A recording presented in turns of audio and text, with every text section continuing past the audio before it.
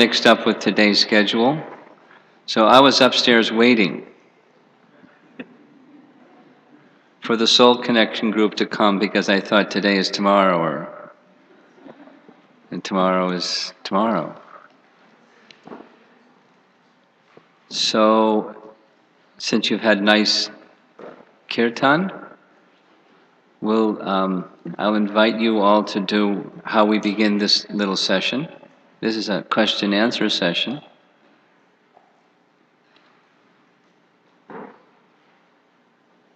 So we have two options. One option is we take 5-7 minutes, have you write down some questions on paper, and then I can read the questions and answer the questions. That's one way. And the other way is, usually doesn't get very far. The other way is we just say, does anybody want to begin with some questions? I'm looking at Jai Jagannath. And then commonly what happens is questions feed off of other questions, feed off of other questions. Once, like at the end of a class, that's what happens anyways. So, which would you rather have, A or B?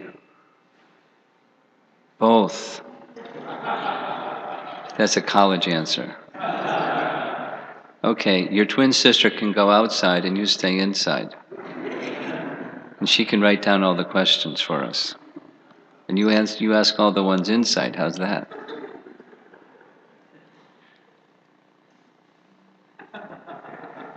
She didn't like that. Okay. No. I was just teasing. I was just teasing.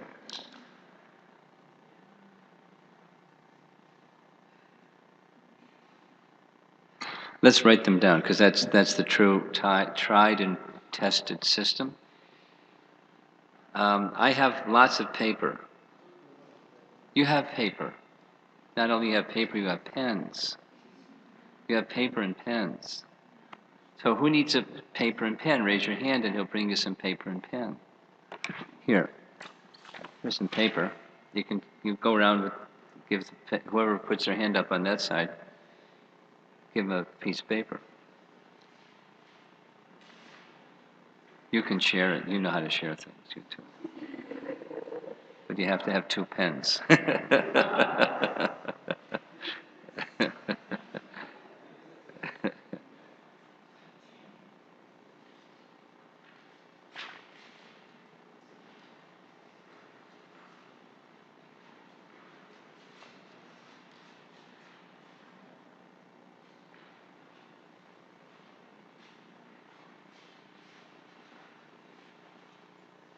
Dr. Glenn, you want to share your pen with, you have a few of them right in front of you. Give him one of them.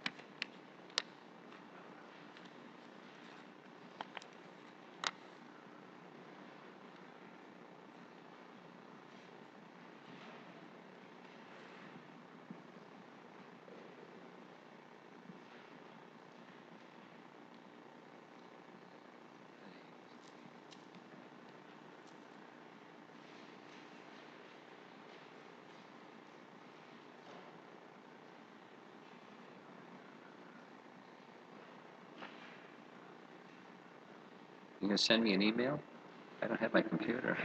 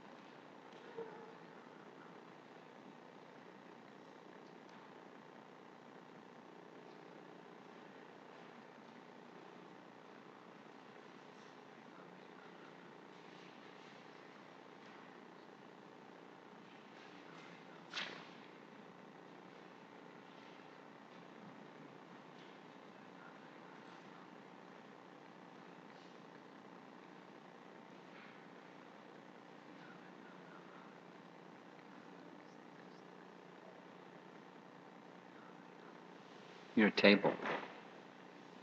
You're a table and a chair.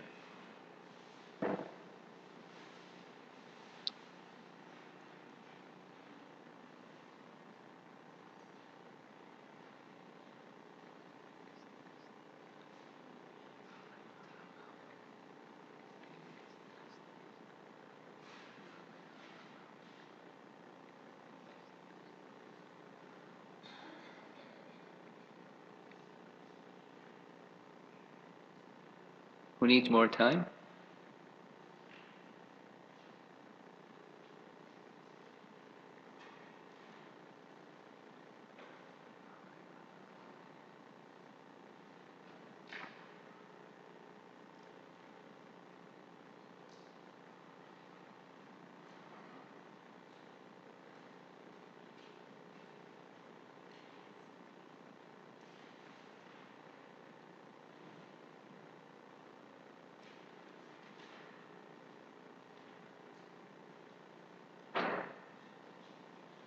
You got a minute and a half.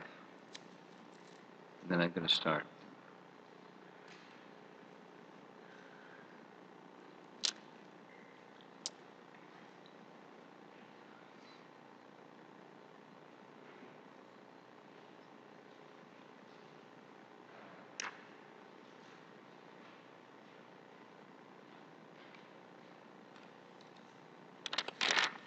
Wow.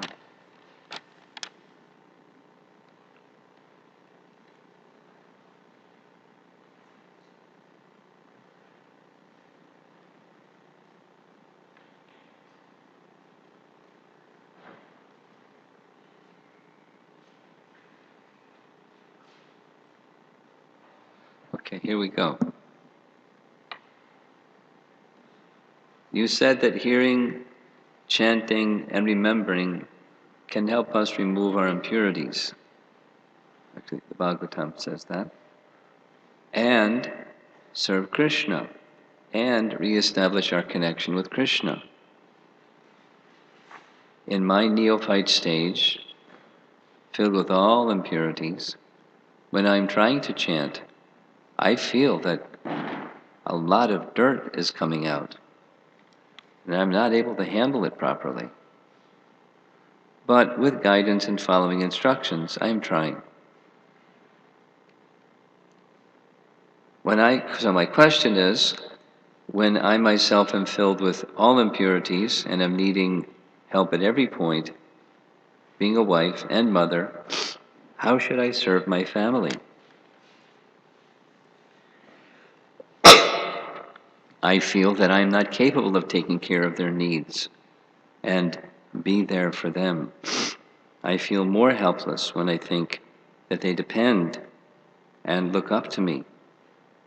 What should I do? And how should I understand my service?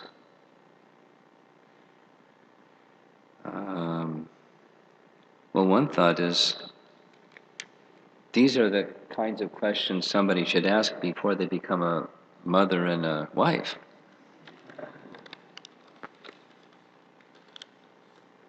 But sometimes that doesn't happen before one becomes a mother and a wife. So you have to begin from where you are and do your best to see that the dependents don't have the same dilemma of not having been prepared and having such a great responsibility.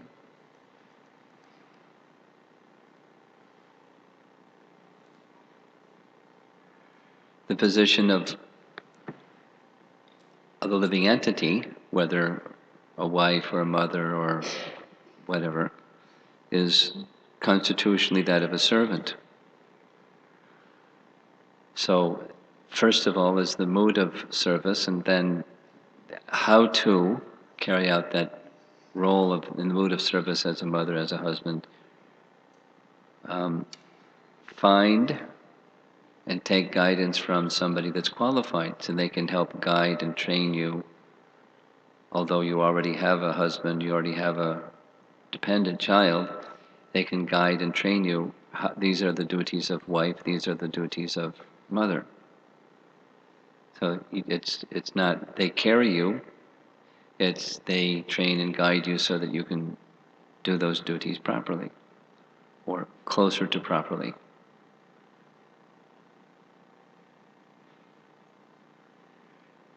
And part of that training is, just like we've been doing this Christmas retreat, is in the association, the devotees engage in hearing and chanting and discussing topics about Krishna for all good reasons that we've been describing over this retreat weekend and or holiday. Cleansing the heart, being equipped with fundamental understandings that will help you address whatever the situations that arise in family life. Recognize that the situation that you're in is temporary. It's not your real identity. Your real identity is the spirit soul within the mother's body and wife's body, and the others, the husband and the children, they're also spirit souls. So try to move to that spiritual conception, and Krishna has made an arrangement for you all to serve together. And you have your role of service, and they have theirs. Thank Krishna for the opportunity to think of your duties in terms of service to Him. Do those things that help keep you focused in the mood of service to Him. Take guidance from those who are experienced and wise, how to stay fixed in that consciousness.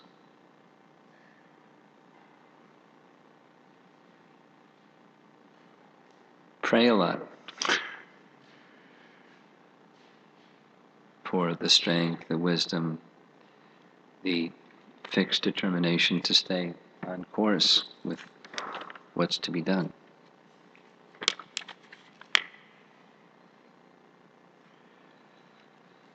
There's another. Most of the time, chanting becomes mechanical. How to put a stop to it.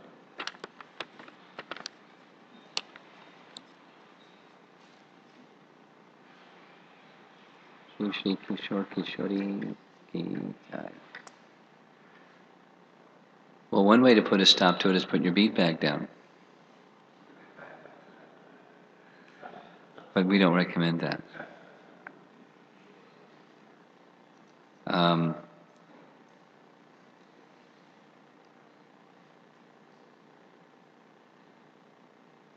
I like Vishwanath Chakravarti Thakur's advice, which is in a capsule form. While there may be many, many different methods and techniques and aids and so forth, all of them are as good as the effort behind them. So the effort to stop mechanical chanting is the best way to stop mechanical chanting. And then you can add to that by this method, that method, or some other method. But it's the sincere desire to go beyond that limitation. That means humility and invoking Krishna's mercy, and Krishna's mercy will come. Krishna's mercy will come in so many, many ways, and if one is eager for Krishna's mercy when it comes, you'll receive it well, and then you apply the mercy, and the chanting moves from mechanical to away from mechanical at least.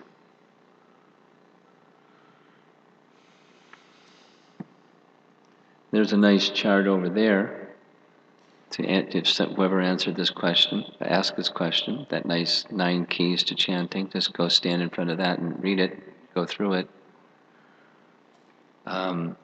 There's so many books and recorded material and discussions, and that's, access those things for the how to overcome mechanical chanting. Chant in the association of others who are also like you, striving to go beyond mechanical and into the realm of real devotion, devotional chanting. Chant in the temple room with others, especially when we have gatherings like this. But then, for that matter, anytime. If mechanical chanting is difficulty, chant with others who are striving to go beyond that. It helps. It's a great asset. But again, even one can do that or any of the other things. It's not doing those other things can also be mechanical if mindset is mechanical. It's the desire and then the commitment to go beyond mechanical that's really at the heart of going beyond mechanical chanting. Okay. The purpose of ISKCON is to facilitate jivas developing pure love toward Krishna. For those who are still in Vedic sadhana stage and aren't spontaneously attracted to a particular form of Krishna, but might be somewhat attracted not only to Krishna but also to Rama, Nrsinga, etc., what is the recommended process in ISKCON? I know a number of devotees, ISKCON devotees, that are Nrsinga Bhaktas. I know fewer, but there are also some that are Ram Bhaktas. So as one's devotion moves the heart, move. Because just like Lord Chaitanya had associates who were Murari Gupta, for example, great devotee of Ram, or other devotees that were great devotees of Lord Nrsingadev. But as Lord Chaitanya is the source of all avatars, they had love for Lord Chaitanya as well as for Ram or Nrsinga. And Lord Chaitanya's love was Krishna Bhakti, and theirs was Ram Bhakti or Nrsinga Bhakti. And that's fine because Krishna is the source of everything. So there's more than room for worshipping other forms than Shamasundara within ISKCON, because Krishna is the source of all those forms. Govindam. Adi Purusham Tamaham Bhajami, as Lord Brahma teaches.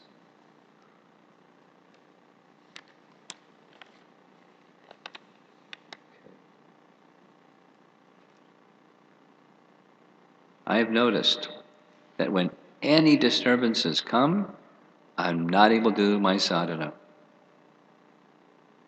as I'm doing normally. My mind gets agitated. What to do?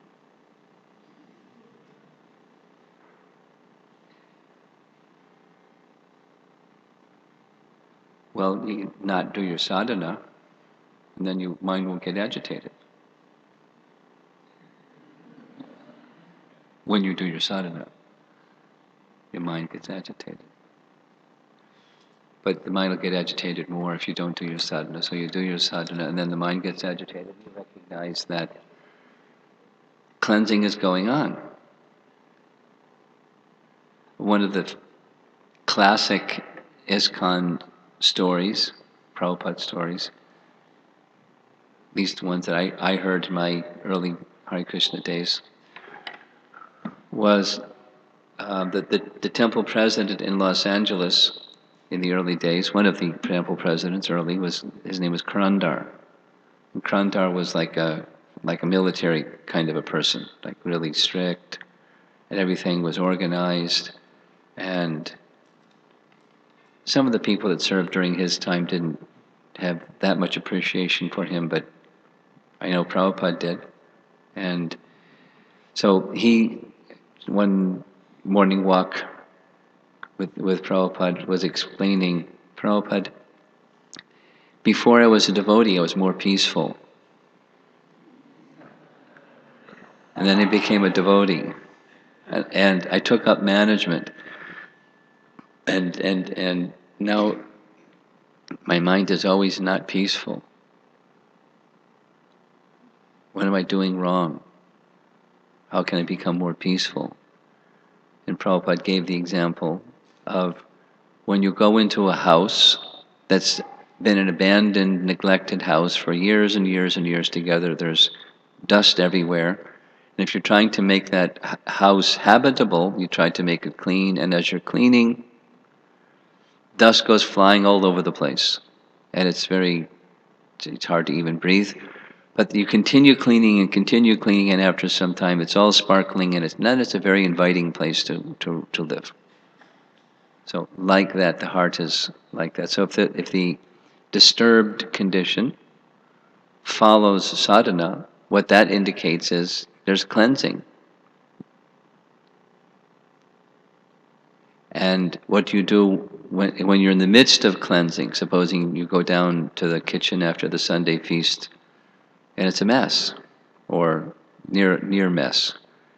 And then you start cleaning, and but you just keep cleaning and keep cleaning and keep cleaning and cleaning, and eventually it's nice again. Then comes the next feast. So the process of sadhana is to make the heart clean, and while doing that, things that are dormant become stirred. So I'll say two other things. A metaphor that I like is watching when you go to a pond of water. I remember doing this in Lake Huntington. You stayed at Lake Huntington for some time, Panchatattva, didn't you? And Yoganananda also? Yeah. So there was a pond over by where the schoolhouse was on the side. So, standing there looking at the pond, and a little bubble comes wiggling to the top, sits there at the surface of the water for some time, and then the bubble bursts, and the air that was the bubble merges with the sky. Wait a while, and then another, like a stream of bubbles comes rising to the surface, sits at the top, like that. So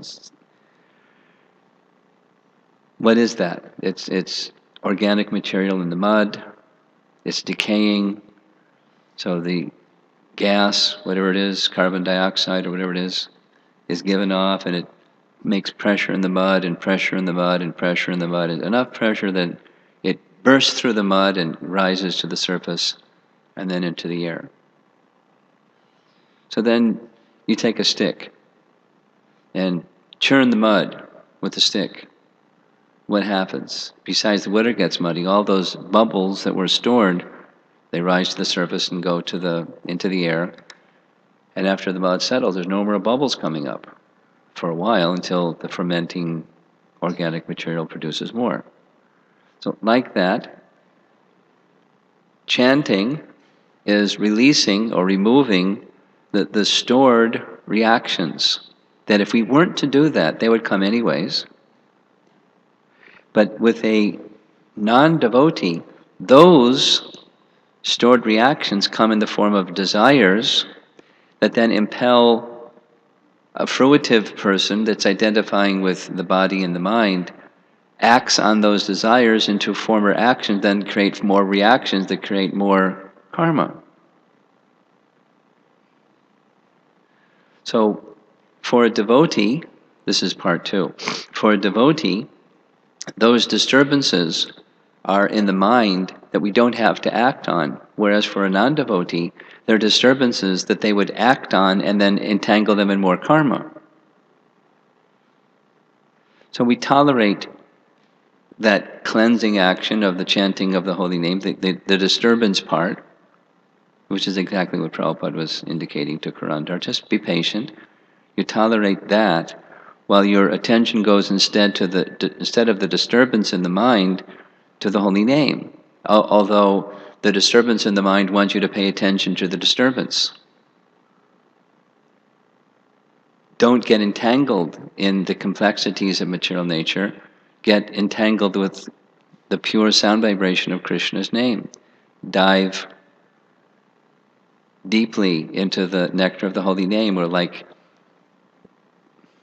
anyway, they're nice poetic expressions. Let the swan of my mind dive deeply into the lotus stem of the holy name and the process of devotional service, even when it's in that muddy atmosphere and sometimes disturbed and agitated atmosphere. Pay attention, continue when that disturbance, tolerate tatikshava, you tolerate the duality and continue to bring your attention, because the duality is just part of your being purified. Instead of having to act out those desires, you're just having to let them pass. And instead bring your attention to Krishna. Practice like that, and practice like that, and practice like that as the cleansing is going on. Because you're practicing like that, that's where your attention will go. As the stirring the mud from the bottom of the lake or pond releases all of that, and the mud settles, now you have a nice, clean, cool, disturbance-free pond, same disturbance-free mind. At least progressively more so as the purification takes place. Karandar was more attached to being peaceful than he was to Krishna. He ended up becoming a Buddhist. And I don't know if he's peaceful, but that he was more attached to that idea than to Krishna. Social commentary, unfortunately. But the service that he did was fantastic, and to his eternal spiritual credit.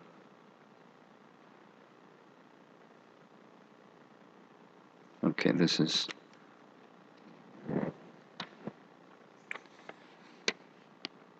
We talk much about japa. What about chanting above and beyond japa? How can we progress towards chanting always? By chanting japa. In a regulative fashion, one can go beyond regulative to spontaneous, always chanting. Or, another answer, Lord Chaitanya's answer. The formula for kirtaniya sadahari, or always chanting the holy name, is 4 very simple things. What are they? Become very, very humble. How humble? More humble than a blade of grass or straw in the street. More humble than that. Become very tolerant. How tolerant? More tolerant than a tree. You want to be a tree standing out there in that sub-zero weather? No way. More tolerant than that. And if that wasn't enough, there's 2 more. Amanina manadena. Be free from the desire, be always offering respects unto others, regardless of what's going on with them, regardless of what's going on with them. Be always respectful to others. And here's the last one. Even in so doing, without any expectation of respect in return. Then you can always chant the holy name. Japa, or kirtan, or in your mind, or standing on your head, or any which way. Kirtaniya sadahari. Okay. Here's a reference from Bhagavatam 1.3.28. It is said that all other incarnations except Lord Sri Krishna would appear only when there is a disturbance created in the material world. Really? Does this mean, are these incarnations existing temporarily for a given situation? Are these other forms or incarnations not permanently performing pastimes in the spiritual sky or spiritual world? They're existing. Avatar means one who descends, so they're descending from somewhere. They're ascending from the spiritual world. Now there's some subtle, from Laghu Bhagavatamrita, there's some subtle variety of other situations, but for the most part, they have their abode in the spiritual world, they're performing their pastimes in the spiritual world. When they appear in this world, according to Bhaktivinoda Thakur, there are pastimes that are unique to this world, in addition to their eternal Leela, having to do with the temporal situation, like killing the demons, things like that, if they're demon killers. Like Vamana, he didn't kill Bali Maharaj, but he interacted with Bali Maharaj. That kind of pastime is not in the spiritual sky. But otherwise, they have their abodes, they have their forms, they have their leelas, eternally existing, and from time to time they descend. He uses these 2 terms, nitya and nimitta. I think I discussed that in the early class. Anyway. There are eternal pastimes, and then there's occasional pastimes, or pastimes that are relevant specifically to the conditioning features of material existence in different ways. Okay, here's a what to do question. Sometimes I feel like I'm following rules and regulations more because it's socially acceptable than because I actually want to. Because of this artificial show, I can sometimes feel my enthusiasm in Krishna consciousness dwindling. What to do? Become enthusiastic. Okay, how do I become enthusiastic? We've been discussing. Specifically, the verse this morning was speaking on serve the great souls and that enthusiasm for hearing rather than the mechanical kind, just following rules and regulations because it's socially acceptable, will be experienced by you. It's, it's like you stand near a fire and you get warm. Principle, by association principle. And there's qualitative ways of taking that good association, sadhu sangha. Starting with hearing and serving those persons plural, because there are lots of such persons who are so situated, not just rule and regulation followers, through association, serving and hearing. Do we still have the original scripture of Vedas? Well, according to Tattva Sandarbha of Jiva Goswami, the original 4 Vedas are some portions of them are remaining, a large portion of them are lost. Their presence is unknown, or they're known by Vyas, but they're not known by those of us that don't have perfect memories. There's various reasons why they were lost, in part burning of libraries by some invasions from the north where they kept libraries. They just burned the libraries. Wasn't very nice, but they did that. And in some cases, Vedas were memorized, but then the people who have Vedas memorized, they're fewer, far fewer than some time ago. So they exist. The knowledge of them exists, just like, for example, in Jiva Goswami's Sandarbhas, he makes references to texts that their whereabouts are no longer known. But they were existent, he was making reference to them. That was just 500 years ago, what to speak of 5,000 years ago, when they were written by Vyas.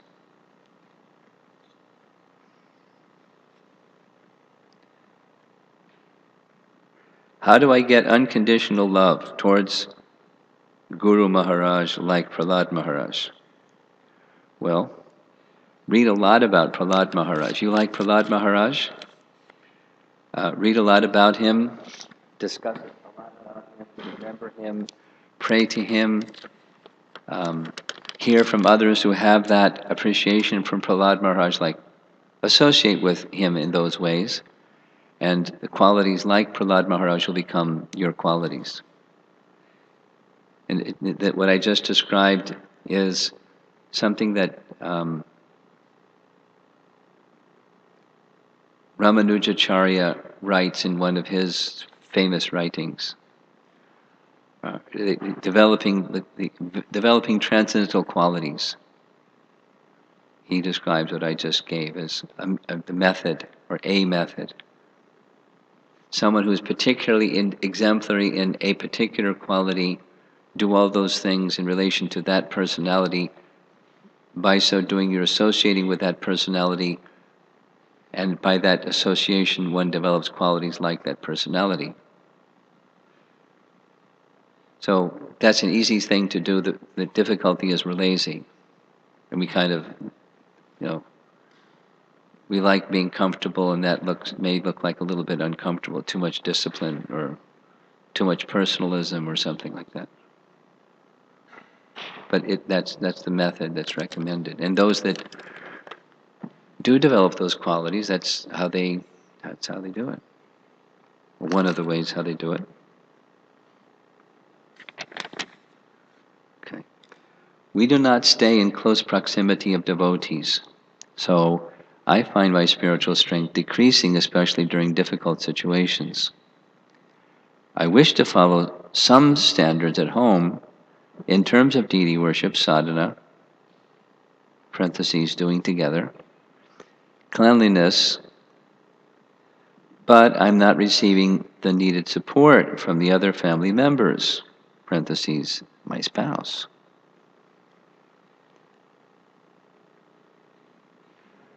I'm not going to ask who this one is. Thus, I find it very difficult at times to continue alone. Although I have immense support from my mentors, and they have advised me to keep my sadhana strong and show by example, but at my neophyte stage, I'm not able to sustain. Please instruct me on what should I do to carry out my sadhana sincerely. and not look for support from places. I'm not receiving it.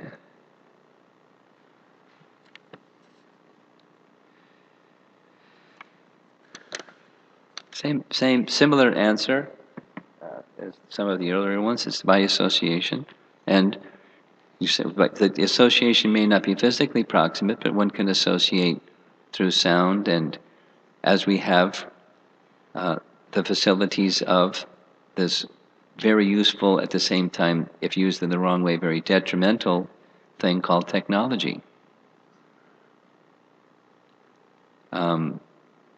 Imagine if we could hear audio recordings of Vyasadeva speaking to Narada Muni, or a video recording of Bhaktisiddhanta delivering a lecture. Shoo-wee. But we have all kinds of that from Srila Prabhupada. Hours and hours and hours and hours and hours and hours and hours. Audio and video recordings. We can immediately access that in your home where you don't have support from your spouse. And then within those recordings, along with that, there's the repeated message from, as the note says, mentors. And take those advices or instructions or messages and bring them into your heart and carry them. Because that's the same thing that somebody does that may have physical association to make progress. Not just the physical association, it's the hearing and taking the message to heart. There are persons that can have lots of physical association and be troublemakers instead of assisting hands and assisting hearts, loving hearts. So the physical proximity is not the limiting factor. Take association in those ways. And in your capacity, continue to try to serve nicely. Follow the instructions. Within the instructions there's lots of strength to carry out those instructions.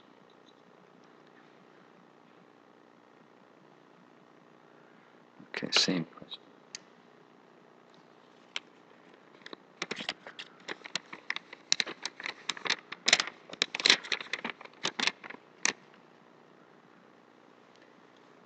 Why do we get annoyed if devotees and other people, despite hearing so much about compassion, what we hear about compassion and still we get annoyed at people? Why?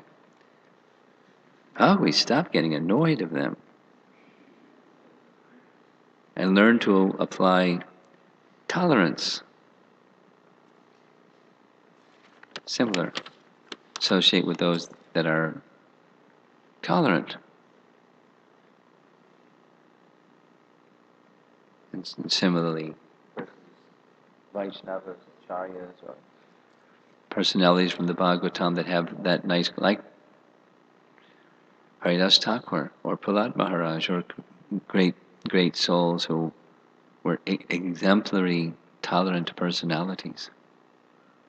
You hear about them, speak about them, remember them, glorify them, pray to them, absorb your again and do it again, and in that way, association with them develops that quality. It just happens that way. It's very simple. Nectar of Instruction, text 1 says that one who can tolerate or control the urges of the mind and senses is qualified to make disciples. Why Rupa Goswami emphasizes mind and sense control before devotion? It seems controlling the mind is a big task. Maybe that's why he expressed it. Because without the mechanical process of controlling the mind and senses is not going to endure. So implicit in the controlling of the mind and senses is the process of bhakti, and one who is absorbed in the process of bhakti to the degree that the mind and the senses become fully controlled, that person is very qualified, and that person can act as a spiritual master. So the emphasis isn't away from bhakti. The emphasis is simply describing when bhakti becomes sufficiently matured that these various urges are no longer controlling that living entity. That's a qualified person.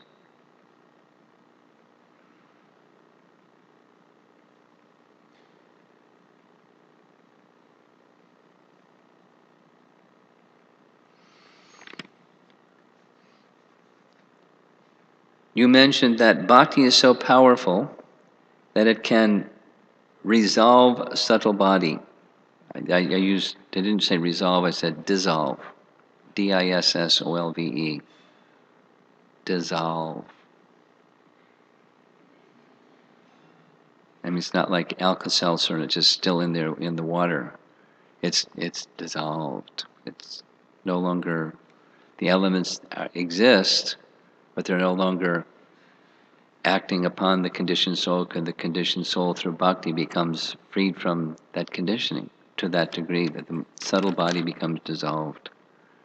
Kapila Dev states that in his teachings to Devahuti. This statement is so powerful, a strength and hope-giving statement. Would you please say more about this topic to help me take it deeply into my heart? So,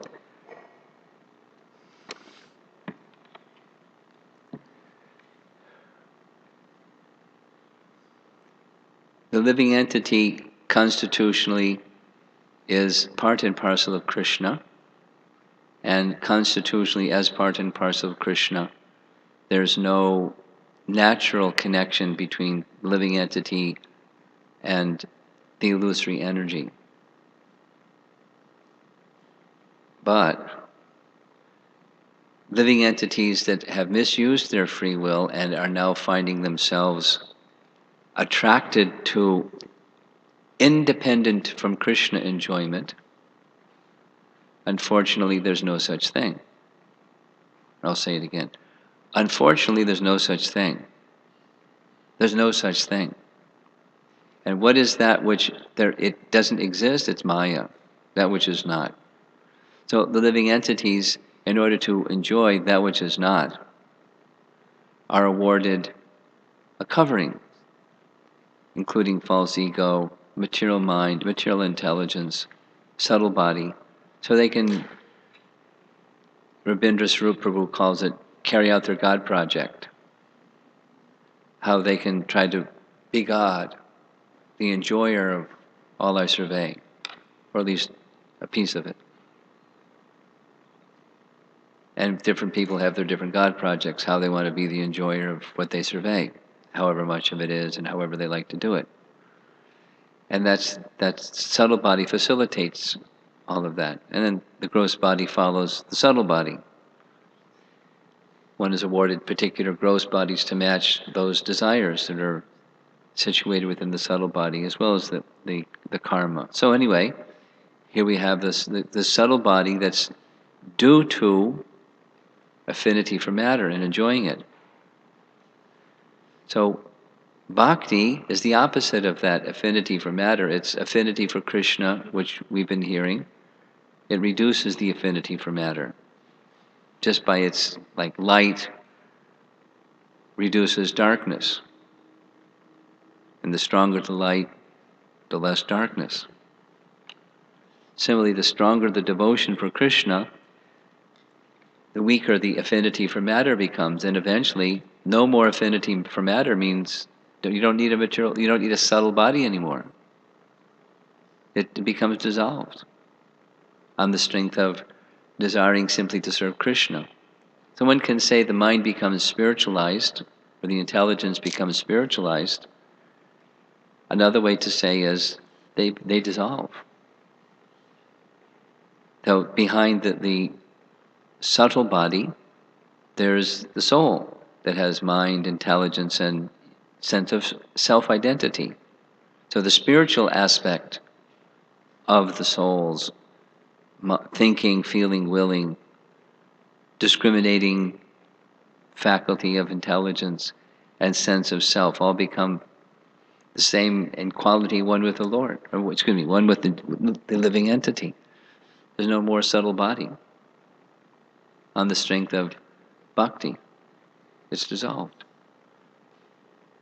Say it again. We're awarded the subtle body because of independent desire. When that independent desire is gone, no more need for subtle body. It's withdrawn.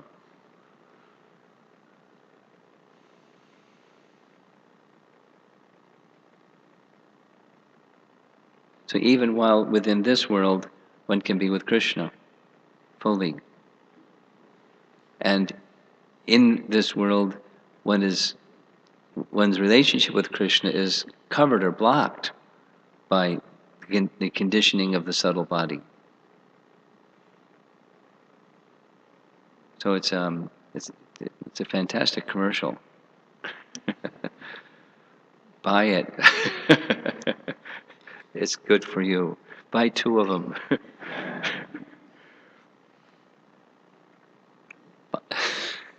Anyway, buy one for yourself, and we'll give you a free one for your best friend. Yay. Gopinath. Okay. When the problem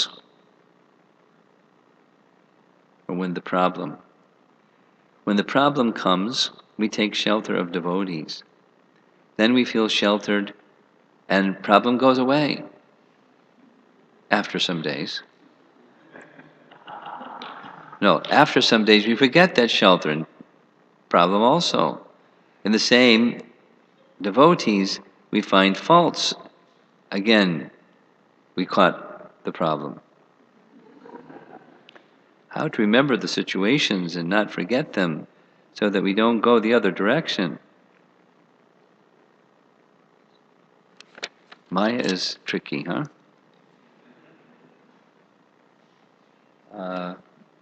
Practice. The good news is that the spiritual condition is natural.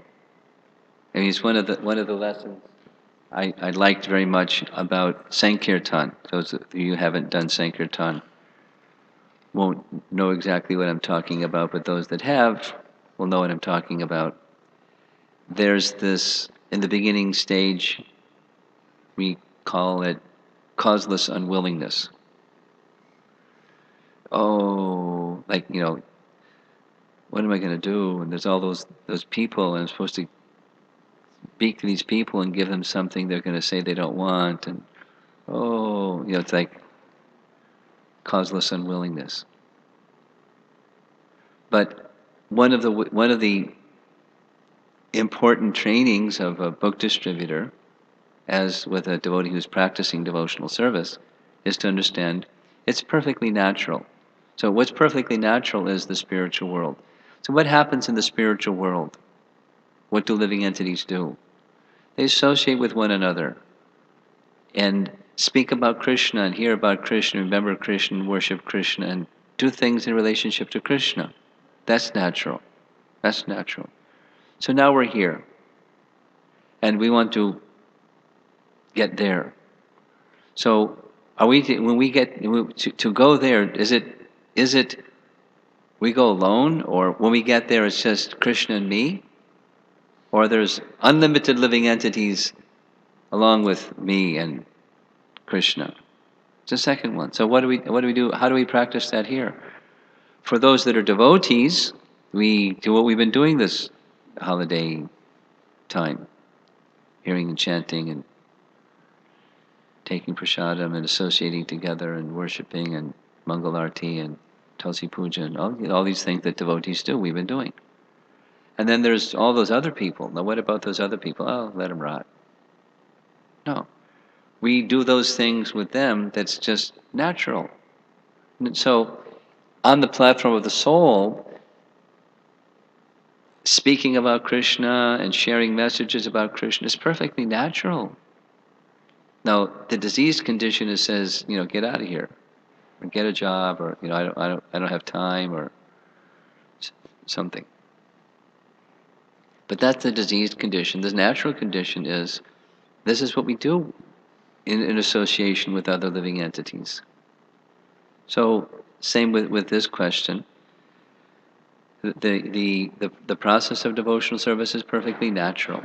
For on the soul platform, it's perfectly natural. So, when we're taking up devotional service, it may seem something otherwise. There's rules and regulations, and I like the example of wet wood becoming dry wood before it can ignite. So we do things that have some regulation to them, which is like taking wet wood and bringing it near a fire, and then it'll become dry, so that we can put the wood that's now dry into the fire and it will ignite. And we do it, gradually. We don't just take the big wet log and put it right in the fire. We might put out the fire, or at least make lots of smoke before it ignites. So make it dry first. So we do things with a regulative fashion, incremental steps of regulative practice, and those are natural,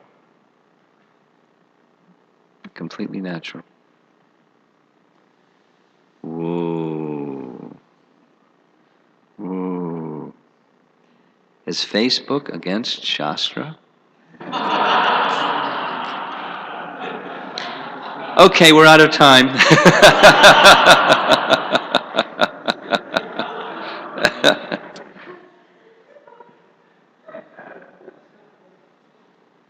No.